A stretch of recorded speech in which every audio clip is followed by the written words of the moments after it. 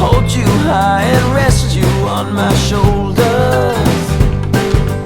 We could lie on our sides in July and think of rolling over. There are no guarantees where we may go, but I know I'll love you tomorrow. Yes, I know that I love you tomorrow.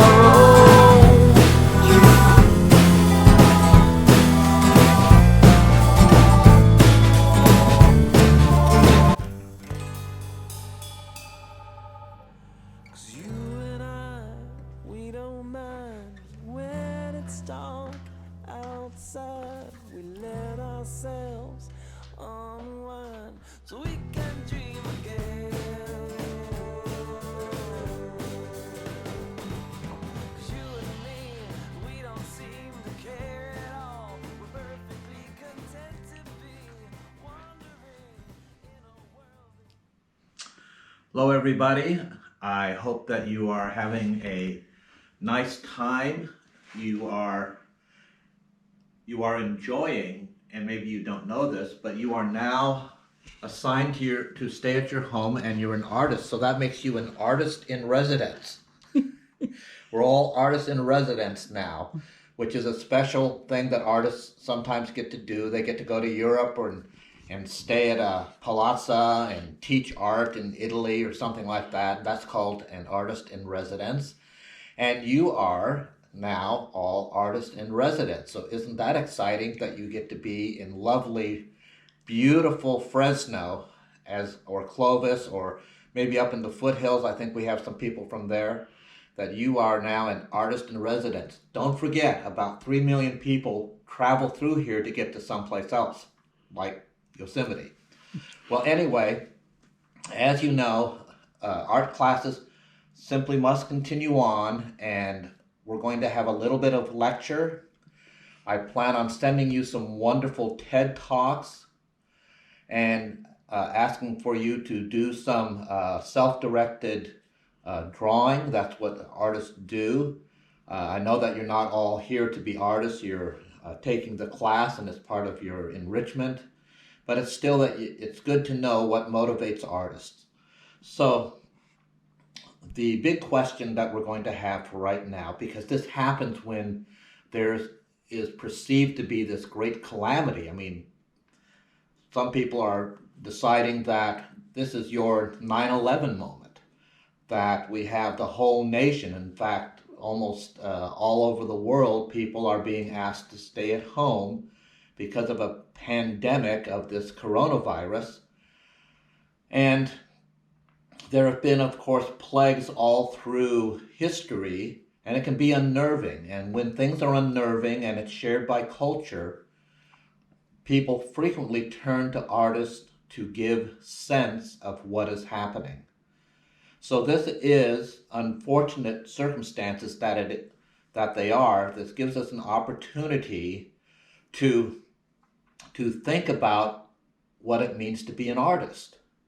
And this goes right along with what the class is all about, that we need to think about meaning. We need to answer the question of why do artists do art, and why do people sometimes spend millions of dollars to purchase art or love art. And I don't mean just paintings in a museum or hanging on a wall, but at 9/11.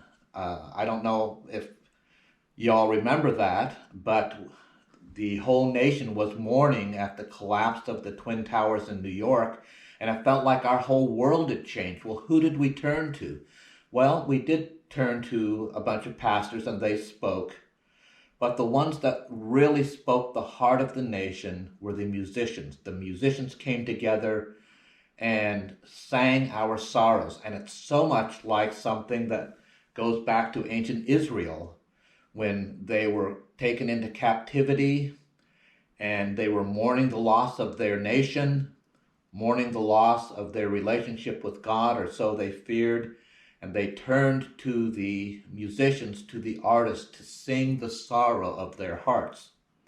But they did more than that. The the artists, who also were sometimes prophets, were called upon to help the nation gain hope.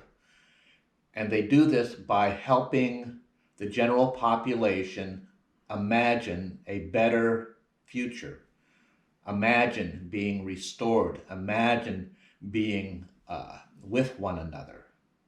So that's one of the things that we want to ask and to understand, how artists shape culture and why you might find a reason to embrace for the rest of your lives this idea of making art integrated into your world. Well, now you're stuck at home, and as you know, that we did a drawing, or many of you did a drawing from Van Gogh, and what was it of? It was of his shoes. There wasn't some grand thing that he did. He did his shoes. He did his bedroom. He did dried sunflowers. Those sunflowers weren't happy, shiny flowers that he's so famous for. They were probably dead and dried, and he painted them. But what was the power of his art? The power was in his color and composition, and he took something mundane and he turned it into something beautiful. And beauty, and we're not going to discuss all that here, but beauty is sometimes equated with truth. That beauty is equated with order, it's equated with solidarity, that there is in the world that is beautiful. If we go back to that ancient text of Genesis, and we see that on the seventh day that the Judeo-Christian God, actually also be the God of the Muslims, finished his creation, and he looked and he saw that what he created was good. Well, how does one see good? Well, that's what kind of gives meaning to us, and it grounds us. And we can be so afraid in our imagination and so worried and anxious. And there's a lot of, as you all know, there's a lot of anxiety and anxiousness and depression and all these things going on. And we're beginning to call this time to be a time of great detachment from the world, because we're so often to our imagination. Well, when it says in Genesis that God saw that what he had created was good, is actually reflecting the neuroscience of our mind, that we have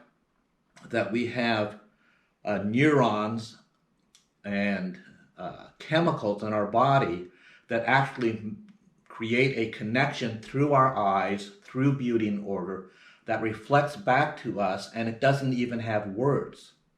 We feel a connection. We do artwork and we feel a connection to that artwork if we're happy with it. It speaks to us. We want to dwell over it and look at it. And so this is reflected in an ancient text, this very thing that we have been created to experience. And it's why some artists become addicted to doing their craft. Now, I would like to suggest to you that objects can themselves carry meaning for us, and I'd like to give you an example of it, and I have it right here. There's general meanings and symbolic meanings, and some of you know this little critter here very well, our rooster that you've drawn. And I love this rooster, and the rooster is actually a pretty international symbol of being alert, of being called to be awoken. It's a strong symbol. And this one in particular we got because we also thought it was quirky. So in some ways it reflects us because we love quirky. We love the batteredness of it. And yet it has this wonderful design. The colors we love. The colors are subtle. It has expression.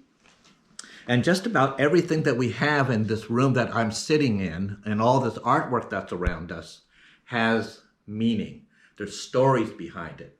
And when you look at the things that you see in our room, you want to ask, what's the story behind it? And you have things in your house and that evoke to you family, security, maybe some anxiety, other things that you might have. And so when you do something like your old shoes, you're doing more than just doing your old shoes.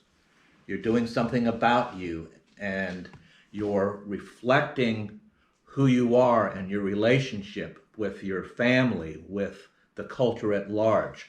So I have a personal image object that I would like to share with you, and that is this Korean brass bowl. This Korean brass bowl has been with me since I was a boy. And it goes all the way back to the end of the Korean War. And it's from my father. My father, who, we were just little kids, but he was stationed over in Korea.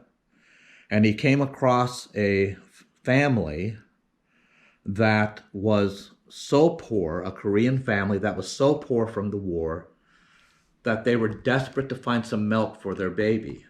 And so my father went to the commissary, a couple miles of a walk to get the milk, and he returned with milk to this family, and this Korean family didn't have money to give him. In fact, I don't think my dad wanted anything, but they gave him this bowl, which was probably precious to them.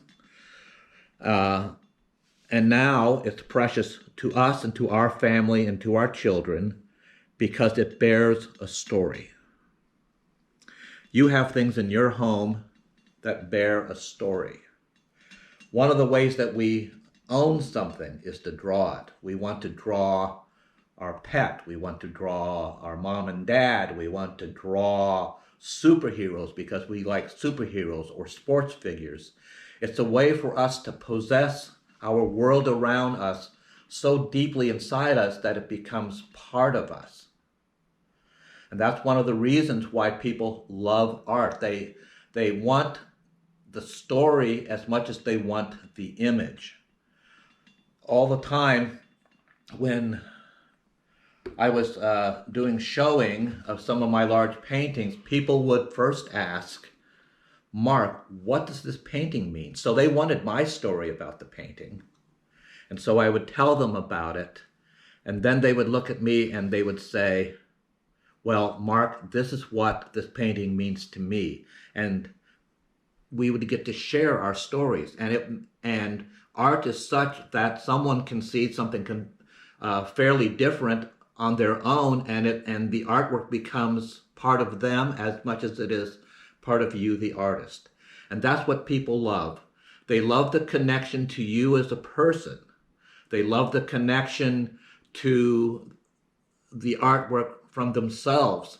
They know that what you've done you see as good, and they see it good as well, and it creates this relationship. Well, these last classes that we're doing now, that's what we want to develop. Some of you have developed a strong eye. Others of you are developing your style. You're beginning to learn that really you don't necessarily want to do realistic artwork, but you want to have a style and you want to be comfortable with it. And that's the great thing about art. We love style. We love seeing people's personalities come out in their artwork, and we want the same for you. So we're developing some other assignments for you, but this assignment that I would like for you to do is to look around at the objects that you have in your room or in your house and really take a moment to contemplate what they mean to you, what the stories are living inside that object. And then maybe like set up a still life and do it not to make it look like a photograph, but for you to just explore and have the artwork begin, and you've heard me say this before, the artwork begin to tell you what it wants. And you can do it like Van Gogh or like you or whatever you do, but you certainly don't have to make it look like a photograph. So that's your assignment. I miss you all, and I look forward to when we can get back together. And I hope and trust that we all will become better and stronger people as a result of the things that we're going through. Thank you so much. You'll be hearing from us soon. Goodbye.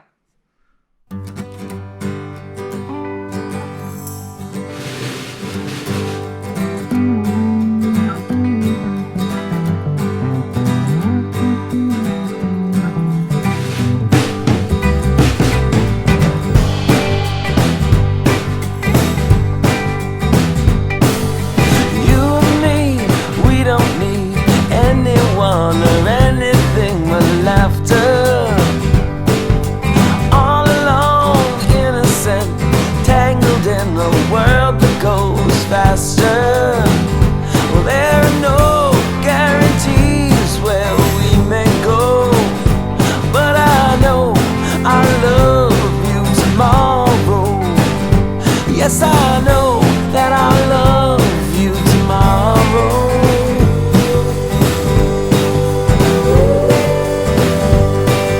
I pick you up, take you out, hold you high and rest you on my shoulder. We could lie on our sides in July and think of rolling over. There are no guarantees where we may go, but I know I love you tomorrow. Yes, I know that I love you tomorrow.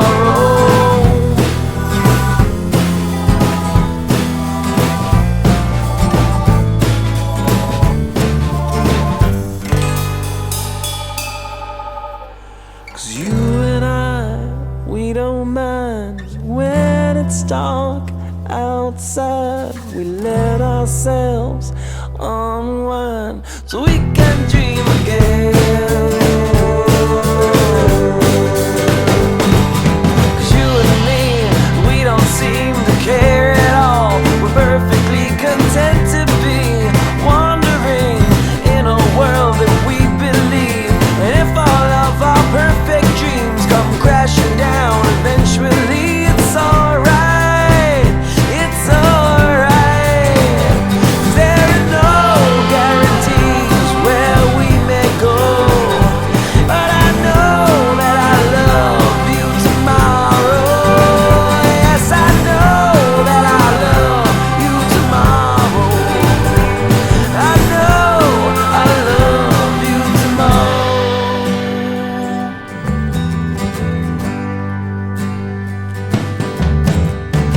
Moving blind, we don't mind, 'cause knowing where you're going doesn't matter. And in between the sycamore trees, you and me walk happily together.